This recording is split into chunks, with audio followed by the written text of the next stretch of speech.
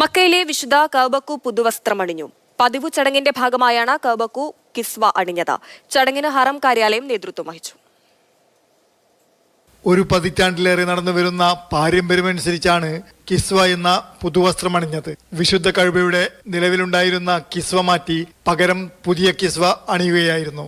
6.35 metre നീളവും 3.33 metre വീതിയുമുള്ള സ്വർണം പൂശിയ പഴയ കർട്ടൻ കഅബയുടെ വാതിലിൽ നിന്ന് നീക്കം ചെയ്ത ശേഷമായിരുന്നു പുതിയ കിസ്വ അണിയിച്ചു തുടങ്ങിയത്. മുൻ വർഷങ്ങളിലൊക്കെ മുഹറം മാസപ്പിറവി സ്ഥിരീകരിച്ച ശേഷം രാത്രിയിലെ ഇശാ നമസ്കാരം കഴിഞ്ഞായിരുന്നു കിസ്വ അണിയിക്കുന്ന ചടങ്ങുകൾ തുടങ്ങാറുള്ളത്. എന്നാൽ ഇത്തവണ സന്ധ്യയോടെ തന്നെ ചടങ്ങുകൾ ആരംഭിച്ചു. 24 കാരറ്റ് സ്വർണം പൂശിയതും വെള്ളി നൂലുകൾ കൊണ്ട് തുന്നിച്ചേർത്തതുമായ 68 ഖുർആൻ വാക്യങ്ങൾ ഉൾക്കൊള്ളുന്ന 47 എംബ്രോയിഡറി ചെയ്ത കറുത്ത സിൽക്ക് പട്ടുനൂലുകൾ കിസ്വയിൽ അടങ്ങിയിട്ടുണ്ട്. മൊത്തത്തിൽ 1415 കിലോഗ്രാം ഭാരം വരും. പുതിയ കിസ്വ അണിയിക്കുന്ന ജോലികൾ പൂർത്തിയാക്കിയ ശേഷം കിസ്വയുടെ അടിഭാഗം ഉയർത്തിക്കെട്ടിയിട്ടുണ്ട്.